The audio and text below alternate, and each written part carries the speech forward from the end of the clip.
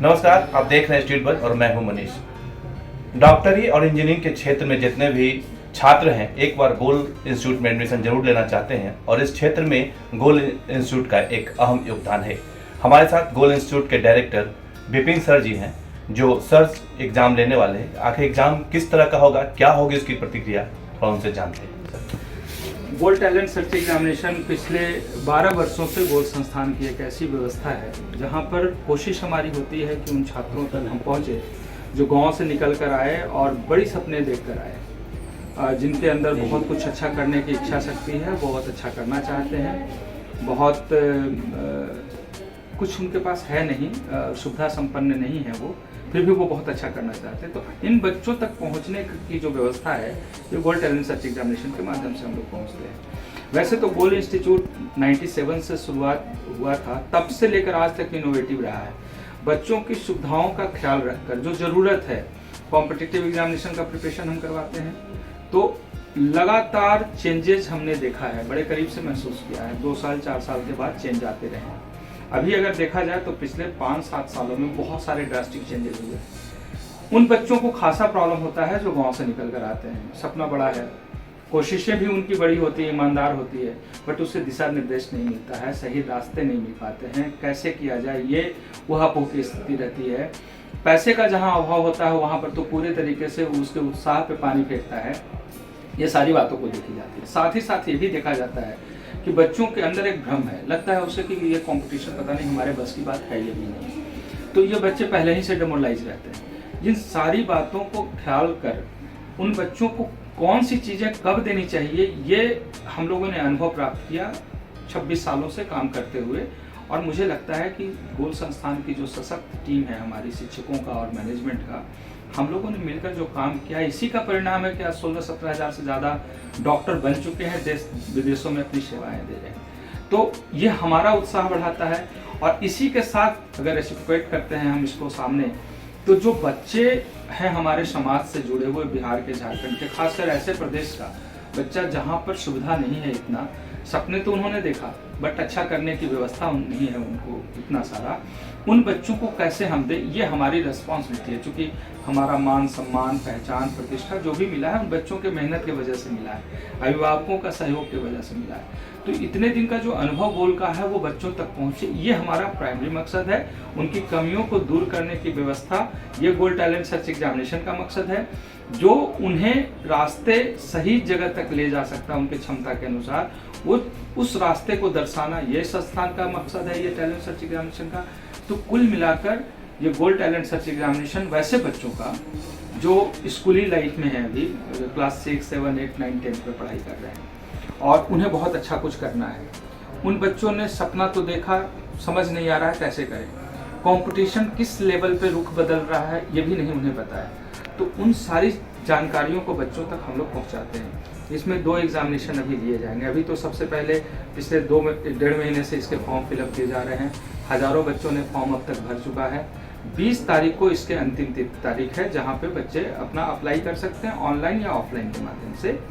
Online बहुत आसान है, गोल्ड institute.org पे जाकर आप कर सकते हैं, gtsc.in पे कर सकते हैं, लॉगिन करके उस पर फॉर्म भर सकते हैं। इसके साथ साथ ऑफलाइन के माध्यम से भी फॉर्म लिए जा सकते हैं। पहला जो एग्जामिनेशन हो रहा है वो ऑनलाइन एग्जाम होगा, जो AI बेस्ड होगा। हमारी कोशिश रही है हमेशा कि पूरे तरीके से ट्रांसपेरेंट एग्जाम लिया जाए, और इसी को ध्यान में रखकर सभी स्टेट में जहाँ भी हो रहा है, जैसे बिहार, झारखंड, छत्तीसगढ़, वेस्ट बंगाल और उड़ीसा, जहाँ भी हो रहा है हमारा ये टेस्ट 1 तारीख को एक साथ होगा, एक समय पे होगा, जैसे कॉम्पिटिटिव एग्जामिनेशन में होता है। वो फीलिंग देना हमारा ये मकसद भी है। एक साथ एग्जामिनेशन लिए जाएंगे, पहले AI बेस्ड होगा, कोशिश की जाएगी कि चीटिंग उसमें ना हो, और उसके बाद भी अगर कहीं 1% का किसी का इफ बट रह जाता है तो सेकंड एग्जामिनेशन ऑफलाइन होना है, और वो बहुत स्ट्रिक्ट पोजीशनिंग में होता है और पूरे तरीके से ट्रांसपेरेंट, और कहीं भी कोई लीकेज होने का कोई गुंजाइश नहीं है। सेकंड एग्जामिनेशन में जितने बच्चे अपीयर होंगे जो अच्छा परफॉर्म कर रहे हैं, इन्हें मैसेज आएगा, हमारे पास सेमिनार होगा। पहला एग्जामिनेशन 26 तारीख को, दूसरा एग्जामिनेशन दिसंबर 10 तारीख को। ये बदलाव हो सकता है, समय के साथ, क्योंकि कभी कभी बच्चों का लास्ट टाइम में रुझान ज़्यादा होता है, स्कूल का एग्जामिनेशन होता है, इस कंडीशन पे कभी डेट आगे हो सकता है। ये सूचनाएं बच्चों तक पहुंचा दी जाएगी और उसके अनुसार सेकंड एग्जामिनेशन जो क्वालिफाई करेंगे बच्चे, उन्हें सेमिनार में बुलाया जाता है, वहीं पे उन्हें रिजल्ट दिया जाता है। जो नेशनल टॉपर हैं, जो स्टेट टॉपर हैं, जो जोनल टॉपर हैं, ऐसे बच्चों को स्पेशल अवार्ड दिया जाता है।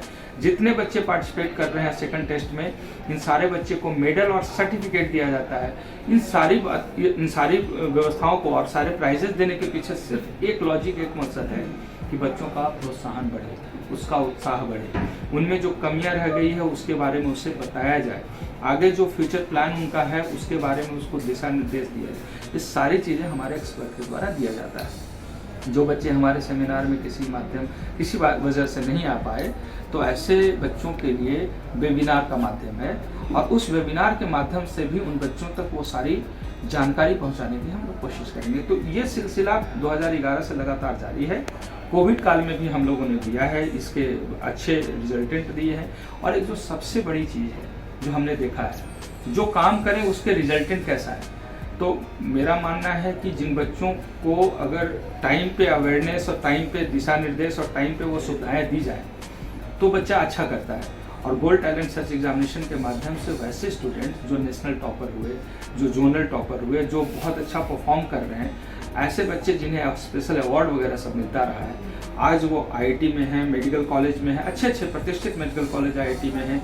साथ ही साथ सिविल सर्विसेज, जो गोल्ड टैलेंट सर्च एग्जामिनेशन के माध्यम का एक मकसद भी है, क्योंकि हमारे पास तो मेडिकल इंजीनियरिंग की तैयारी होती है, बट 9 to 10 के बीच में पढ़ने वाले बहुत सारे बच्चे की इच्छा होती है कि हम IAS बने, IPS बने, तो सिविल सर्विसेज क्वालिफाई कर रहे हैं, स्टेट सर्विस कमीशन वो क्वालिफाई कर रहे हैं, इसके बाद मैनेजमेंट लॉ प्रोफेशनल बन रहे हैं।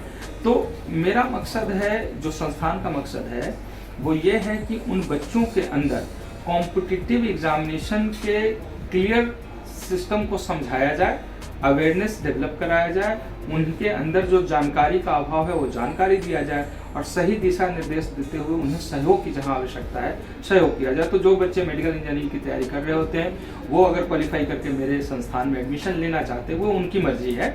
अगर वो आना चाहते हैं तो एक बहुत बड़ा सब्सिडी भी रहता है उनके परसेंटेज से। तो कुल मिलाकर इसके फायदे बहुत हैं। बच्चों को ये अपॉर्चुनिटी हर बार गोल्ड संस्थान देती है और ये हमारी जवाबदेही है, CSR एक्टिविटी है हमारा।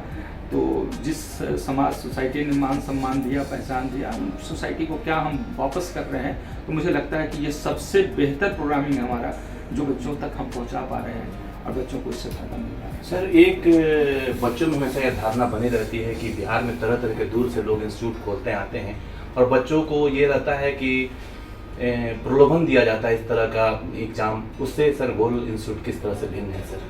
सब लोगों का अपना अपना स्ट्रैटेजी होता है। अपने संस्थान में एडमिशन बढ़ाना उनका पर्पस हो सकता है। अच्छे रैंकर्स के बच्चे, जो बहुत अच्छे क्वालिटी के बच्चे, उनको अपने तरफ आकर्षित करना उनका मकसद हो सकता है। जाहिर सी बात है, हम संस्थान चलाते हैं तो वो सारी चीज़ें सम्मिलित है। बट किसी भी बच्चों को डेटा कलेक्शन के लिए आज तक गोल्ड टैलेंट सर्च एग्जामिनेशन ने प्रोवोक नहीं किया और डेटा कलेक्शन के लिए हम लोगों ने काम नहीं किया। अगर ऐसा करना होता तो हर जैसे आप देख रहे होंगे कि हर स्कूल में अलग अलग तिथि में एक ही टेस्ट पेपर को लिए जाते हैं, वो टेस्ट पेपर लीक हो जाता है। आप कुछ प्राइज भी देते हैं, कुछ उसको सम्मान भी देते हैं, तो बच्चे को इतना पता है कि जो टेस्ट आज से 4 दिन पहले उस स्कूल में हुआ था वही पेपर हमारे पास आया और आधा लीक हो चुका है। तो मकसद अलग अलग होता है लोगों का। मेरा मकसद बहुत स्पष्ट है, जो मैंने बता दिया। उन चीज़ों को कैसे बच्चे तक पहुँचाया जाए। अब गाँव में है, जो शहर में है, जो अच्छे स्कूल में है, अच्छे व्यवस्थाओं के साथ जो चल रहे हैं, उन्हें तो ये जानकारी है। गांव के बच्चे को तो जानकारी नहीं होती है। इच्छा है, सपना है, सब कुछ है, लेकिन वो जानकारी नहीं। तो जानकारी पहुंचाना हमारी जिम्मेवारी है और वो हम पूरा कर रहे हैं। इससे हमें प्राउड फील होता है। तो डेटा कलेक्शन नहीं है, बच्चे मेरे पास आ जाए ये नहीं है। मेरे पास जितनी ज़रूरत है उससे ज़्यादा बच्चे आ जाते हैं। हम इतने का ही क्वालिटी जो दे पा रहे हैं, इसी में हम लोगों के लिए एक बड़ा चैलेंज होता है और वो चीज़ें हम देने की कोशिश करते हैं। तो सर, एक आखिरी सवाल है सर कि आपने हजारों डॉक्टर इंजीनियर दिए हैं, वैसे बच्चे जो आपके इंस्टीट्यूट में आके डॉक्टर इंजीनियर बनना चाहते हैं, पढ़ना चाहते हैं, तो किस तरह तैयारी करें कि इस सर्च एग्जाम को वो निकाल सके सर? देखिए, जिस कॉम्पिटिटिव एग्जामिनेशन की बात वो सोच रहे हों वो सब 10th के बाद से शुरू होता है, लेकिन कंपटीशन की शुरुआत अगर की जाए तो 9, 10th, 11, 12 4 वर्ष का सिलेबस होता है। ये बहुत इंपॉर्टेंट होता है। इन 4 वर्षों के सिलेबस को सही तरीके से पढ़ना होता है। मैथ में अच्छी दिलचस्पी रखनी होती है, चाहे किसी कॉम्पिटिशन में जाना है। एक लैंग्वेज जो भाषा इंग्लिश की है वो अच्छी होनी चाहिए। रीजनिंग वगैरह बनाने का अगर इंटरेस्ट है तो वो होना चाहिए, क्योंकि आज जो कंपटीशन है वो IQ बेस्ड और लॉजिकल बेस्ड क्वेश्चंस पूछे जाते हैं। बड़ा अच्छे क्वेश्चन आपने किया है कि ये छोटे इंटरव्यू में बच्चों तक वो मकसद भी पहुंच जाए। मैथ, इंग्लिश, रीजनिंग, ये 3 का समझ बच्चों को रखना चाहिए, चाहे किसी कंपटीशन में जाना है, क्योंकि लॉजिकल और रीजनिंग बेस्ड क्वेश्चंस या IQ बेस्ड क्वेश्चंस पूछता है। और मैथ और रीजनिंग एक ऐसा टूल है जो आपके IQ और लॉजिक को बढ़ाता है। तो जिन बच्चों को जिस क्लास के लिए टेस्ट देना है, सबसे पहले अपने ही क्लास का मैथ, साइंस या जो सब्जेक्ट आपके पास है, मैथ और साइंस से ही क्वेश्चन पूछा जाता है, तो साइंस सब्जेक्ट का आप एक अच्छी जानकारी रखिए, क्वेश्चंस की प्रैक्टिस कीजिए। ओलंपियाड और NTSC लेवल के क्वेश्चंस का थोड़ा आप प्रयास कर लें। उस लेवल से नीचे, उसी लेवल के आसपास हम लोगों का क्वेश्चंस का वो रहता है। बच्चों तक हम लोग वो टेस्ट लेकर ये जांचना चाहते हैं कि बच्चों में किस लेवल पे IQ है, कितना उनके पास लॉजिकल पावर है, कितना उनके पास नॉलेज है। तो जो भी बच्चे उसमें GTSC में पार्टिसिपेट करना चाहते हैं, उन्हें अपने क्लास पे फोकस करना चाहिए। और किसी भी क्लास में वो पढ़ रहे हो, अगर कॉम्पिटिटिव एग्जामिनेशन का मूड वो बनाए हैं किसी भी जगह पे, किसी कॉम्पिटिशन के लिए, तो उन्हें ये 3 सब्जेक्ट का ख्याल जरूर रखना है। ये उनके लिए आने वाले समय में बहुत बहुत बड़ा सपोर्ट होगा। तो हमारे साथ बात कर रहे थे गोल के डायरेक्टर विपिन सर।